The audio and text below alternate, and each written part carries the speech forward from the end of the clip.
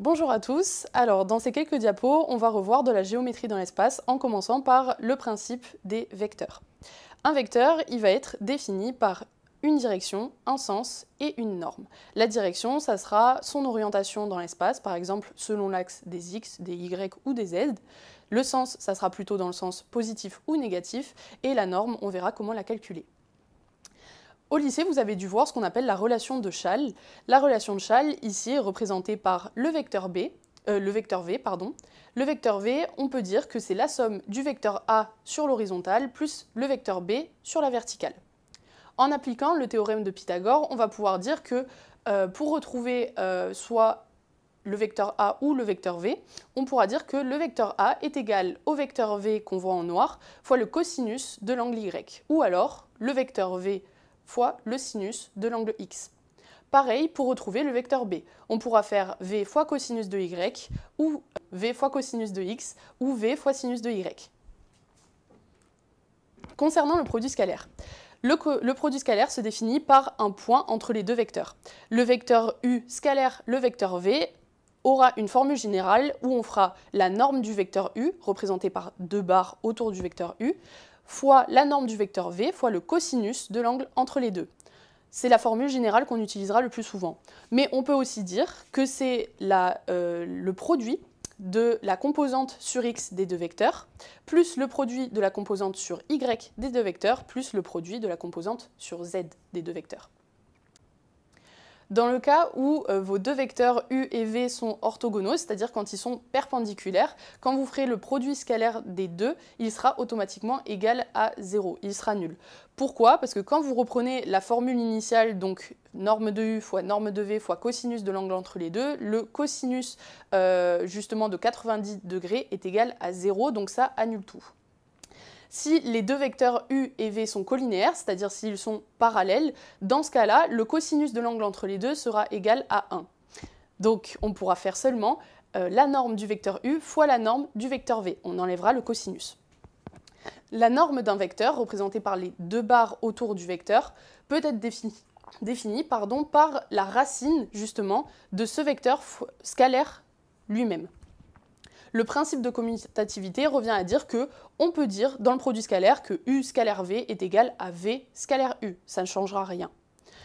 Le principe de linéarité et de distributivité dira tout simplement qu'on peut, comme en mathématiques, distribuer les vecteurs aux autres vecteurs dans les parenthèses. Donc ici, le vecteur w pourra se distribuer à k vecteur u ou à lambda vecteur v avec k et lambda des constantes.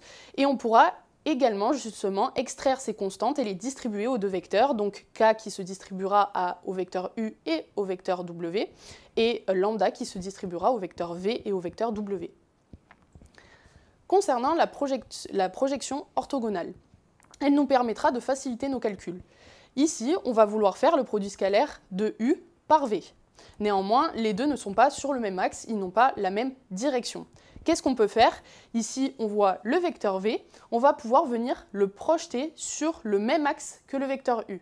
Cela nous permettra d'avoir deux vecteurs qui sont justement collinéaires, et on a dit que les vecteurs collinéaires, on pouvait seulement faire le produit de leurs normes, vu que le cosinus de l'angle entre les deux serait égal à 1.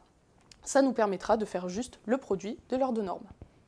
Ici, sur le schéma, le vecteur v', ça sera la projection du vecteur v sur l'axe du vecteur u. Cette fois, on va voir le produit vectoriel. Le produit vectoriel, il va être assez différent du produit scalaire. Le produit scalaire, le résultat qu'on obtenait, c'était une valeur, c'était un nombre, puisqu'on faisait une norme fois un cosinus. Ici, le produit vectoriel va nous donner un nouveau vecteur, carrément. La formule du produit vectoriel, donc le produit vectoriel, cette fois, on va le nommer avec un v à l'envers, alors que le produit scalaire, c'était un point entre les deux vecteurs.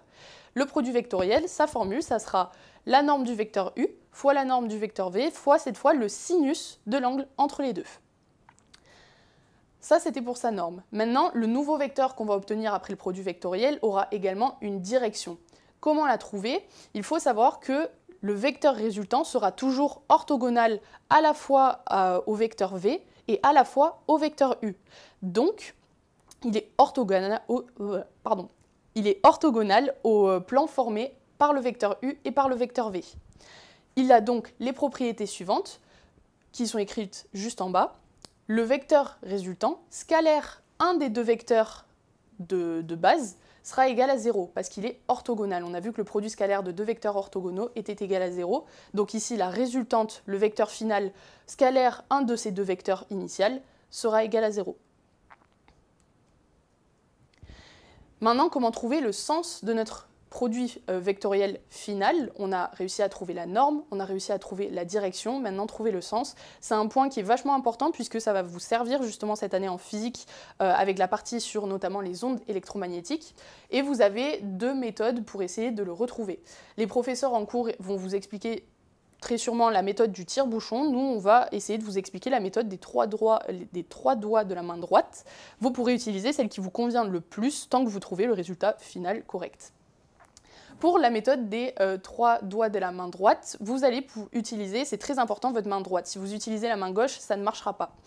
Pour cette méthode, vous utilisez vos trois doigts, pouce, index et majeur, et vous allez, en faisant le produit vectoriel, mettre votre premier vecteur, par exemple dans le cas U scalaire V, vous mettrez U sur votre pouce, toujours, puis V sur votre index, en s'assurant qu'ils sont tous perpendiculaires entre eux. Et vous allez déplier votre troisième doigt, donc votre majeur, pour qu'il soit perpendiculaire également à U et à V. Et ce doigt-là représentera la direction, le sens, donc le vecteur final, votre produit vectoriel.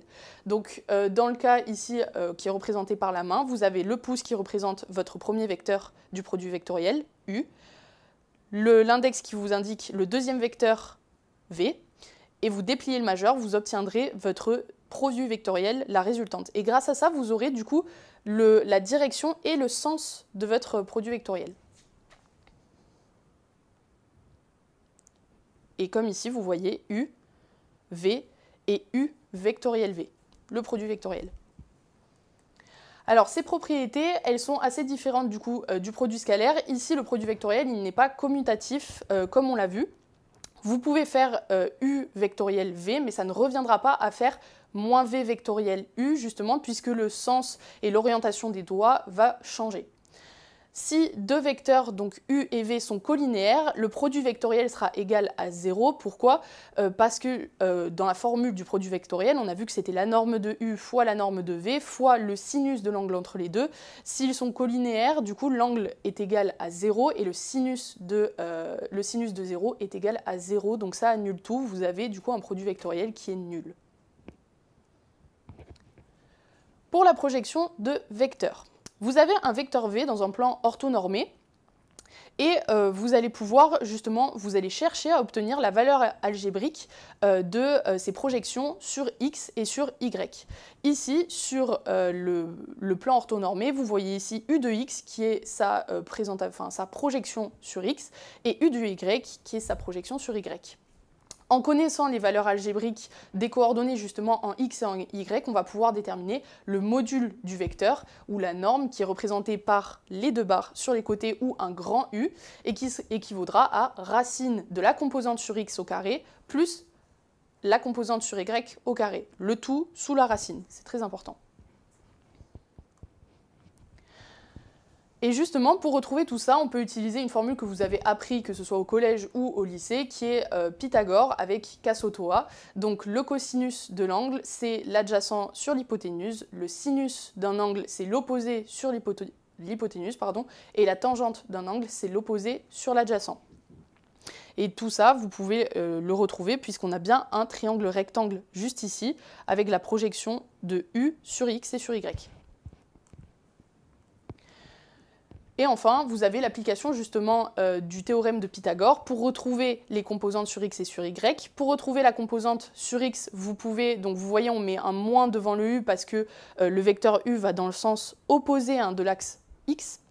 Donc vous faites moins U fois cosinus de bêta ou alors moins U fois sinus de alpha. Et pour retrouver la composante sur Y, cette fois on met bien un U parce que là il va vers le haut, donc la composante sur Y sera positive, et vous ferez U fois cosinus de alpha ou alors U fois sinus de bêta. Et pour retrouver la norme, on l'a dit tout à l'heure, vous faites la racine de la composante sur X au carré plus la composante sur Y au carré.